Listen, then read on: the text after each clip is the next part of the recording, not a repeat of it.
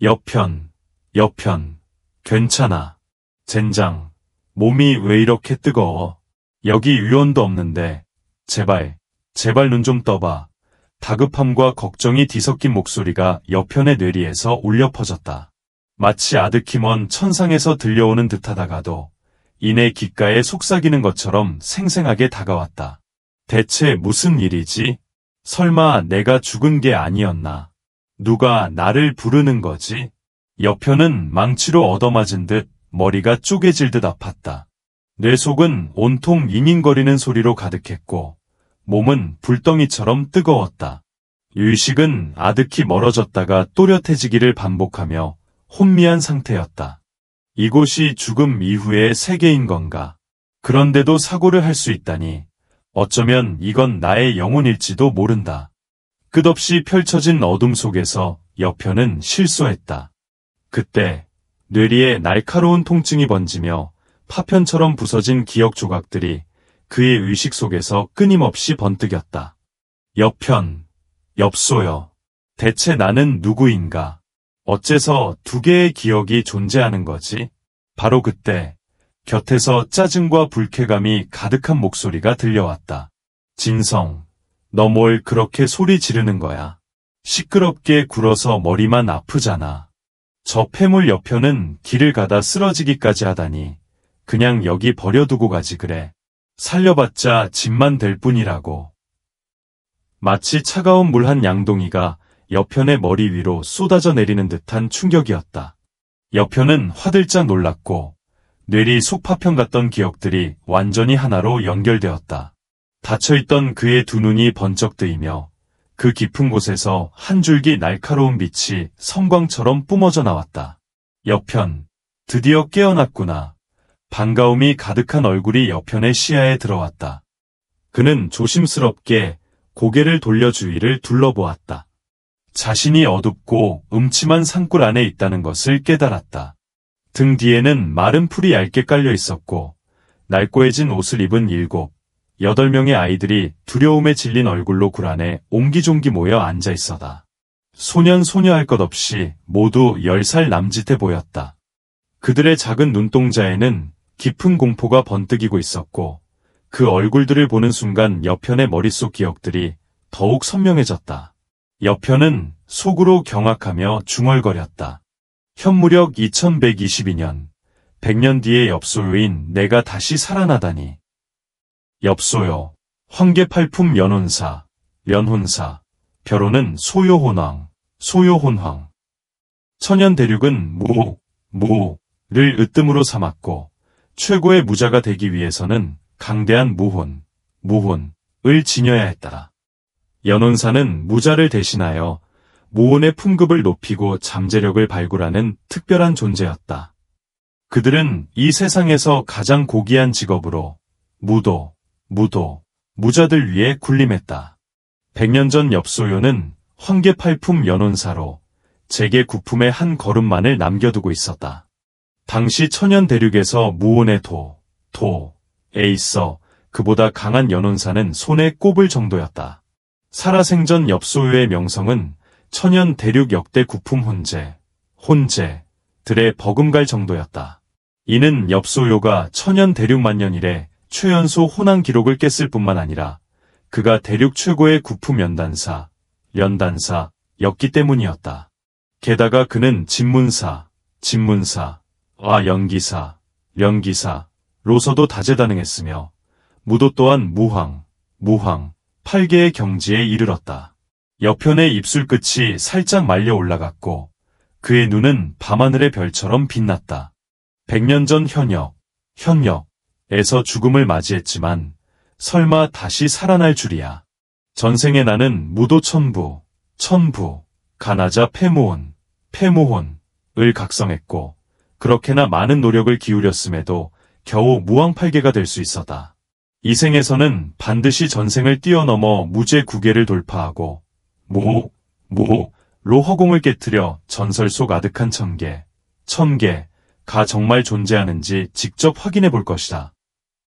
바로 그때 울퉁불퉁하고 흉측한 얼굴에 두껍고 커다란 입술을 가진 한 청년이 여편을 경멸하는 시선으로 흘겨보며 짜증스럽게 말했다. 정말 어리석은 녀석이군. 지금 이 상황에 웃음이 나오다니. 아까 진작에 쓰러져 죽었어야 했는데. 진성이 분노에 찬 목소리로 소리쳤다. 왕월, 그 입 다물지 못할까? 진성은 품속에서 밋밋한 찐빵 하나를 꺼내 여편에게 내밀었다. 제 말은 신경 쓰지 마. 여편. 배고프지? 이거라도 먼저 먹어. 확실히 여편은 약간 허기가 진 상태였다. 그는 찐빵을 받아 반숨에 개걸스럽게 씹어 삼켰다. 여편의 머릿속에는 무슨 일이 있었는지 점차 기억이 되살아났다. 그들 소년 무리는 람월성, 성현학원, 성현학원 외 제자들로 스승님들을 따라 흑풍령으로 체험학습을 온 참이었다. 초급반 학생들은 대부분 두세 개의 현맥만을 뚫은 상태였고 심지어 무사조차 없는 실력이었기에 흑풍령 외곽을 맴돌며 약간의 야수나 저급 요수들을 탐색하는 것이 고작이었다. 이 체험학습은 성현학원의 전통적인 연례 행사로 기본적으로 위험할 일은 없었다. 하지만 예상치 못하게 이번에는 돌발 상황이 발생했다. 흑풍령 외곽에 갑자기 열풍표 한 마리가 나타난 것이었다. 열풍표는 이계 요수로 그 무시무시한 실력 때문에 보통 흑풍령 깊숙한 곳에서만 출몰하는 맹수였다. 3명의 인솔 스승님들은 제자들을 보호하기 위해 열풍표와 맞서 싸웠고 그 혼란 속에서 많은 제자들이 뿔뿔이 흩어졌다. 지금 산골 안에 있는 소년들은 같은 반 학생들로 혼란 중에 필사적으로 야영지로 돌아가려 했지만 평소 숲에 들어갈 일이 없었기에 방향을 잘못 잡고 말았다. 정신을 차렸을 때는 이미 어디에 있는지조차 알 수 없는 상황이 되었다. 두려움에 떨수록 그들은 더욱 마구잡이로 달리게 되었고 그 결과 갈수록 본래의 길에서 멀어졌다. 그들은 완전히 길을 잃었고 마침내 반나절이 넘는 시간을 헤맨 끝에 겨우 임시로 몸을 쉴 수 있는 산동굴 하나를 찾아냈다. 지금 일행의 마음속에는 오직 공포만이 가득했고 학원 노사님들이 구원하러 와주기만을 간절히 바랄 수밖에 없었다. 특히 여편은 도망치던 중 발을 헛디뎌 바위에 머리를 부딪혀 기절한 상태였으니 만약 진성이 그를 업고 오지 않았더라면 주변의 들짐승들에게 이미 잡아먹혔을 것이 분명했다. 그때 진성이 여편에게 찐빵 하나를 건네는 것을 본 왕월이 벌떡 일어서서 거친 목소리로 소리쳤다. 진성, 누가 너에게 여편에게 찐빵을 주라고 했지? 여편은 고작 현맥 하나를 겨우 연 폐물일 뿐이다. 여기에 남아있는 것은 우리 발목만 잡을 뿐이야. 그에게 음식을 주는 것은 완전히 식량 낭비라고. 진성은 왕호를 흘끗 쳐다보며 비웃듯이 말했다. 이건 내 음식이다. 내가 무슨 권리로 이래라 저래라 하는 거지? 무슨 내 음식이냐고. 지금 우리 모두 이곳에 고립되어 있어. 노사님들이 언제 올지도 모르는데 모든 음식은 공동의 것이다. 내가 이렇게 음식을 낭비하는 것에 모두의 동의를 구했어. 내가 이 폐물을 업고 온 것까지는 내가 아무 말 안 하겠지만 식량을 낭비하는 건 절대로 용납할 수 없어.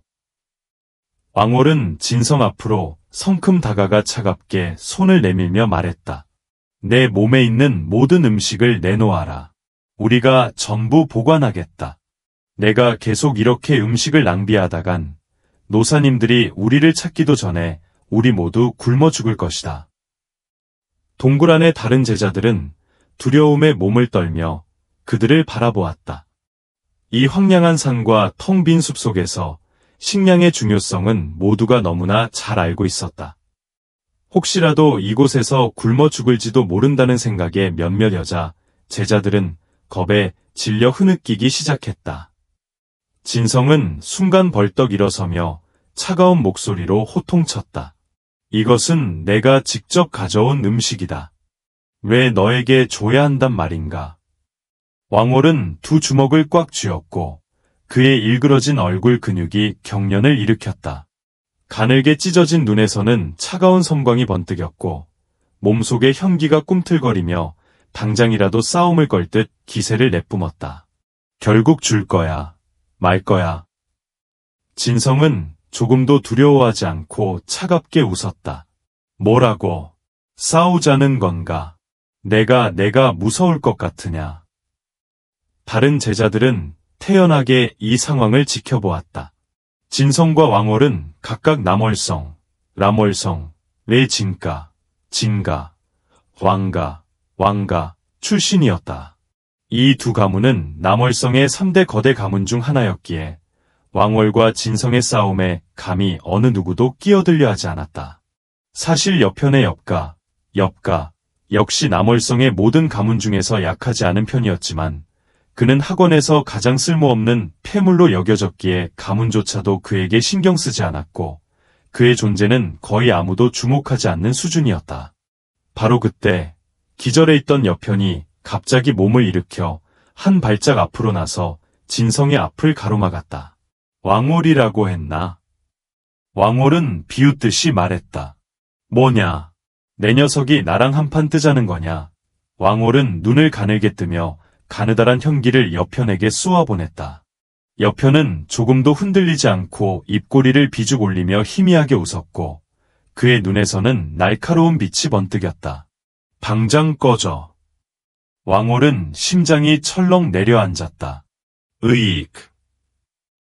여편의 눈에서 번뜩이는 그 날카로운 빛은 왕월로 하여금 저절로 몸을 움츠러들게 만들었다. 마치 맹수에게 노려진 한 마리 쥐처럼 그의 몸을 짓누르는 압력에 왕월은 부들부들 떨며 두 걸음 뒤로 물러섰다.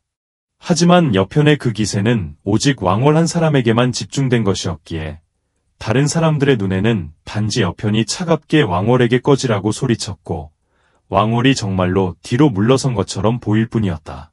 그들은 매우 놀랄 수밖에 없었다. 왕월의 눈에서는 공포의 빛이 번뜩였고 몸은 땀으로 축축했으며 정신은 극도로 흥분했다. 방금 대체 무슨 일이었지? 왜 내가 두 걸음 뒤로 물러선 거지? 잠시 후 왕월은 정신을 차렸고 얼굴은 붉게 달아올랐으며 살기 어린 음침한 눈빛을 들이웠다. 폐물 따위에게 한마디 호통에 물러섰다니 앞으로 이 학원에서 어떻게 얼굴을 들고 다닐 수 있겠는가? 왕월은 분노에 가득 차 소리쳤다. 폐물. 내가 죽고 싶어 환장했구나. 왕월은 몸속 사연맥, 내 현기를 운용하며 당장이라도 여편에게 덤벼들듯 발걸음을 내디뎠다. 그 순간 갑자기 멀리서 났고 굵직한 포효 소리가 울려 퍼졌다. 그 포효 속에는 사람의 숨통을 조이는 듯한 욕이가 실려 있었다. 동굴안은 순식간에 정적에 휩싸였고 왕월 역시 움직임을 멈췄다. 사람들은 공포에 질린 눈으로 동굴 밖을 내다보았다. 저 호랑이 포효 소리는 분명 강력한 호랑이 종류의 요수가 으르렁거리는 소리였다. 아직 꽤 멀리 떨어져 있는 듯했지만 만약 그 요수가 이 동굴을 발견한다면 아무도 살아남지 못할 것이 분명했다. 한순간 동굴 안의 모든 제자들은 벙어리가 된 듯 아무 말도 하지 못했다. 오직 여편만이 표정 변화 없이 동굴 밖으로 걸어나갔다. 진성은 얼굴이 새하얗게 변하며 물었다. 여편, 어디 가는 거야? 나가서 좀 봐야겠다. 여편의 목소리는 무심했지만 그는 이미 동굴 입구에서 사라진 뒤였다. 모두가 간신히 정신을 차렸다. 예전에는 학원에서 죽을 만큼 겁이 많았던 여편이 지금 혼자서 동굴 밖으로 나갔다고. 대체 무슨 일이지? 그때 누군가 목소리를 높였다. 맞다. 냉영영 사적께서 돌아가는 길을 찾아보겠다며 나가셨는데 혹시 위험에 처한 것은 아닐까? 동굴 안의 제자들은 깜짝 놀랐다. 냉영영 사저는 이번 체험에서 팀을 이끈 몇몇 사저 중 한 명으로 성현학원의 고학년 제자이자 현맥 7개를 개통한 무자였다.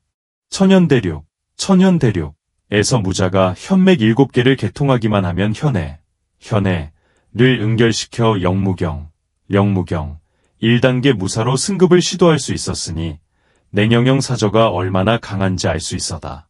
모두들 냉영영 사저처럼 강력한 실력을 가진 분이 흑풍령에서 대체 어떤 요술을 만났을지 알 수 없었다. 죽을 위기에 처했다. 그 호랑이 울음소리는 혹시 냉영영 3회가 마수에게 습격당한 건가? 아까의 짐승 울음소리를 떠올리자 여러 제자들의 얼굴에 두려움이 스쳤다. 그러나 아무도 감히 동굴을 나가 그녀를 찾으려 하지 않았다. 여편은 동굴 밖으로 나와 주위를 살폈다. 그는 몸을 굽혀 회색빛의 짧은 식물을 뽑아들었다. 회암전초.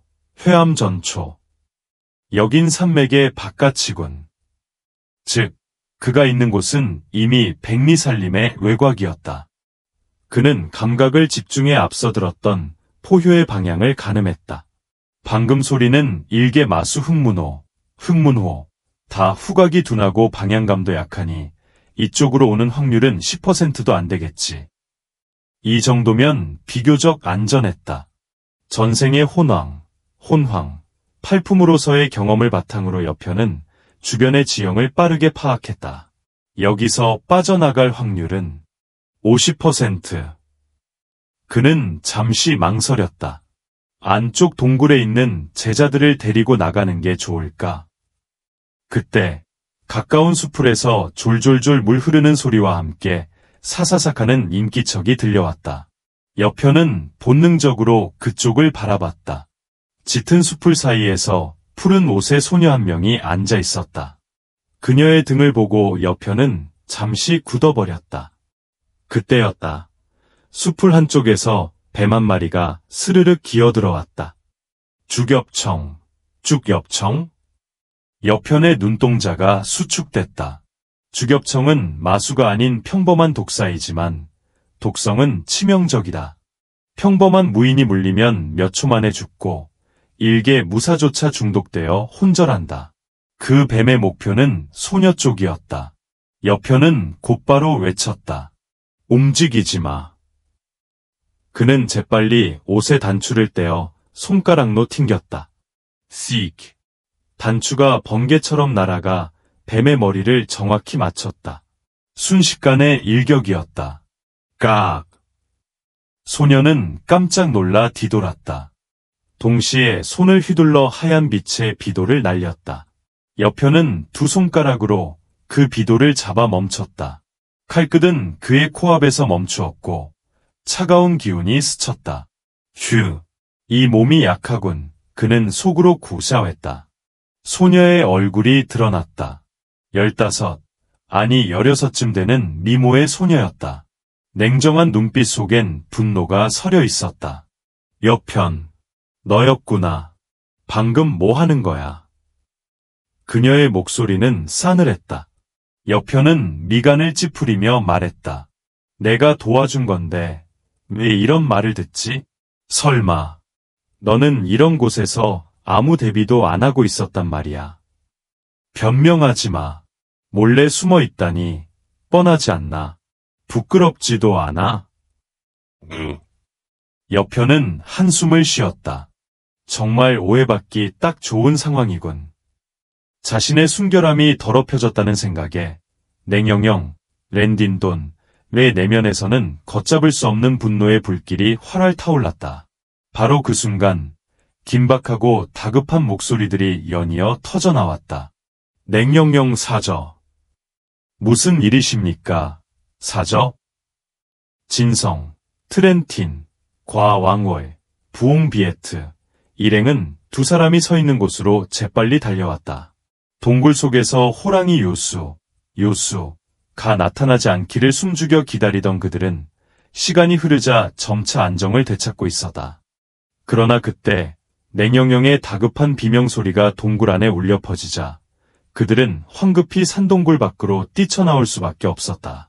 그렇게 많은 사람들이 자신을 향해 달려오는 모습을 보자 냉영영의 얼굴은 순식간에 새파랗게 질렸고 그녀의 몸짓은 마치 얼어붙은 듯 뻣뻣하게 굳어버렸다. 진성은 서편, 디프 휴연에게 바싹 다가서며 물었다. 어라, 서편과 사적께서 함께 계셨습니까? 방금 무슨 일이라도 있었던 것입니까? 냉영영은 얼굴이 새하얗게 질린 채 극도로 긴장하며 서편을 바라보았다. 만약 왕월 일행이 방금 전에 모든 일을 알게 된다면 그녀의 순결함은 돌이킬 수 없는 오점으로 영원히 얼룩질 것이 분명했기 때문이다. 그녀의 명예는 산산조각 날 터였다. 서편은 아무렇지도 않은 듯 태연하게 말했다. 별일 아닙니다. 냉영영 사적께서 그저 뱀 한 마리에 놀라신 것뿐입니다. 일행 중 2명의 여자 제자들이 새파랗게 질린 얼굴로 땅바닥을 더듬어 찾으며 물었다. 뱀이요. 한 명이 겁에 질려 펄쩍 뛰며 냉영영의 발밑을 가리켰다. 사저 발밑에 정말로 뱀이 있어요. 으악, 너무 징그러워. 냉영영은 고개를 숙여 내려다보았지만 그녀의 얼굴에는 핏기라곤 찾아볼 수 없었다. 그녀의 발밑에는 머리통만한 길이의 작고 푸른 뱀 한 마리가 몸통과 머리가 2 동강 채 놓여 있었다. 그리고 그 옆 바위에는 작고 검은 단추 하나가 깊숙이 박혀 있었다. 바로 이 작은 단추가 찰나의 순간에 뱀의 머리를 정확히 절단해 버린 것이었다. 바로 이 순간 냉영영은 모든 상황을 비로소 깨달았다. 방금 전 서편이 움직이지 마 라고 외쳤을 때 분명 바람을 가르는 듯한 날카로운 소리가 뒤따랐던 것을 기억해냈다. 하지만 그때 냉영영은 분노에 사로잡혀 주의를 기울이지 못했던 것이다. 그녀 또한 암기를 수련했기에 이 광경을 보는 순간 서편이 암기를 던졌다는 것을 직감적으로 알 수 있었다.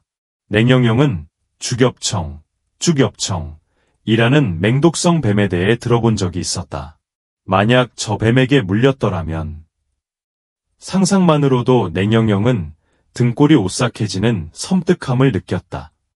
냉영영은 바위에 깊숙이 박힌 검은 단추를 경악하며 바라보았다. 고작 단추 하나로 주겹청의 머리를 단번에 잘라버리고 심지어 바위벽에 깊이 박아 넣다니. 냉영영은 혼비백산하는 동시에 그것이 서편이 던진 것이라는 사실을 도무지 믿을 수가 없었다. 서편의 가슴에서 단추 하나가 사라진 것을 분명히 보았음에도 불구하고 냉영영은 여전히 믿기 어려웠다. 그 정도의 힘과 정확성은 일개무사조차도 쉽사리 해내지 못할 수준이었기 때문이다. 과연 서편이 단 하나의 현맥만을 뚫은 진정한 폐물이었을까? 냉영영의 마음속에는 거친 파도가 휘몰아치듯 혼란스러운 의문들이 일렁였다. 서편은 어디에 있지? 냉영영이 정신을 차렸을 때 서편의 그림자조차 보이지 않았다. 냉영영 사적께 보고드립니다. 그 녀석은 벌써 동굴로 돌아갔습니다. 참, 사적께서는 돌아갈 길을 찾으셨습니까? 학원생들은 간절한 눈빛으로 냉영영을 바라보았다. 냉영영은 쓴웃음을 지으며 고개를 저었다. 이전에는 모든 학원생을 이끌고 이곳을 떠나기로 굳게 마음먹었었다. 그러나 방금 주겹청 사건을 겪으며 그녀는 흑풍령, 이 얼마나 위험으로 가득 찬 곳인지 뼈저리게 깨달았다. 강력한 요수는 말할 것도 없고 심지어 평범한 독충과 야수만으로도 그녀가 감당하기 어렵다는 것을 알게 된 것이다.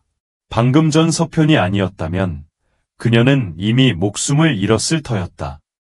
정녕 이 숲은 냉영영이 상상했던 것보다 훨씬 더 무서운 곳이었다. 과연 그녀는 이 모든 위험을 제대로 인지하고 있었던가? 냉영영은 침울한 표정의 제자들을 이끌고 다시 산동굴로 돌아왔다. 서편은 동굴 한 구석에 홀로 앉아 무언가를 깊이 생각하는 듯한 모습이었다. 냉영영은 용기를 쥐어짜내 그에게 다가가 옆에 조용히 앉으며 작은 목소리로 말했다. 방금 전 제가 당신을 오해했습니다. 정말 죄송합니다. 저를 구해주셔서 감사합니다. 그 말을 내뱉자 냉영영은 비로소 마음속에 무거운 짐을 내려놓은 듯 홀가분함을 느꼈다. 서편은 냉영영을 싸늘하게 한번 쳐다보더니 이내 고개를 돌려버렸다. 이 여자, 아직 사과할 줄은 아는군. 구제불능까진 아니군. 사실 서편은 방금 전의 일에 대해 크게 신경 쓰지 않았다. 서편이 묵묵히 아무 말도 하지 않자 냉영영은 자리에서 일어나 떠나려 했다. 하지만 그녀는 이내 발걸음을 멈추고 주저하며 서편을 바라보았다. 그녀의 얼굴은 붉게 물들어 있었다. 냉영영은 이를 악물고 결심한 듯 그의 귀에 대고 조용히 속삭였다. 근데 방금 전에 뭘 본 거야? 질문을 던지고 나자 냉영영의 심장은 마치 격렬한 북소리처럼 빠르게 두근거렸다. 서편은 그녀를 한번 힐끗 쳐다보더니 태연하게 말했다. 드러난 것은 전부 봤습니다. 냉영영의 얼굴은 새파랗게 질렸다. 말도 안 돼. 서편은 조금의 망설임도 없는 평온한 눈빛으로 냉영영을 똑바로 응시하며 진지하게 평론했다. 왜 거짓말을 하겠습니까? 하얗고 풍만하며 곡선이 부드럽게 이어지고 탄력이 넘쳐 윤기가 흘렀으니 진정세 속의 극상품이었습니다. 냉영영은 몸을 부들부들 떨며 분노로 숨을 씩씩거렸다. 너 이 파렴치한 놈. 파렴치한 자들은 많이 봤지만 이렇게 대놓고 뻔뻔스러운 작자는 처음 본다. 그녀는 얼굴을 붉히며 격분한 채 몸을 돌려 휙 가버렸다. 서편은 그녀를 바라보며 입꼬리를 비스듬히 올리고 피식 웃었다. 이 정도면 벌로 충분하겠군. 다른 제자들은 어리둥절한 표정으로 그들을 바라볼 뿐이었다. 냉영영은 학원의 3대 미녀 중 한 명이자 7개의 현맥을 뚫은 뛰어난 재능을 가진 인물로 수많은 학원생들의 꿈속 연인이었다. 그 누구도 냉영영이 어떤 남학생에게 먼저 말을 거는 모습을 본 적이 없었다. 그런데 지금 그녀는 서편 앞에서 대체 무슨 행동을 하고 있는 것인가? 이 모든 상황은 대체 어떻게 된 영문일까? 특히 왕월 일행의 얼굴은 더욱 섬뜩하고 어둡게 가라앉아 있었다. 가죽공처럼 통통한 진성은 대굴대굴 굴러오듯이 가까이 다가와 호기심 가득한 얼굴로 물었다. 서편, 방금 냉영영 사적게 뭐라고 말한 거야? 진성의 눈은 반짝이며 말했다. 저분은 냉영영 사저잖아. 쯧쯧, 내 마음속 여신님. 여신님께서 나한테 한마디만 해주신다면 난 죽어도 여한이 없을 텐데. 여편이 진성을 매섭게 째려봤다. 여신이랍시고 요즘 애들 머릿속엔 도대체 무슨 생각들이 들어있는지 원. 그 짜증 섞인 질책 속에는 현 상황의 절박함조차 깨닫지 못하는 철없는 사고방식에 대한 깊은 한숨이 담겨 있어다. 그때였다. 마치 굳게 닫혔던 고요의 장막을 찢고 들어오듯 아득하고 희미한 부름소리가 동굴 안을 울렸다. 처음에는 환청인가 싶을 정도로 멀게 느껴졌지만 이내 그 소리는 불안에 잠겨있던 제자들의 귀를 선명하게 파고들었다. 오나설 사부님의 목소리다. 누군가의 다급한 외침을 시작으로 동굴 안에 있던 모든 제자의 얼굴에 경악과 함께 한 줄기 희망의 빛이 스쳐 지나갔다. 오나설 사부님께서 우리를 찾으러 오셨어. 그제야 모두의 얼굴에는 감격과 안도감이 뒤섞인 표정이 떠올랐다. 절망의 끝에서 마침내 구원의 손길을 찾은 자들의 표정이었다. 사부님, 저희 여기 있어요. 흑흑, 사부님, 어서 오세요. 어떤 이는 희망에 찬 외침으로, 또 어떤 이는 북받쳐 오르는 감정을 주체하지 못하고 울먹이며 사부의 이름을 불렀다.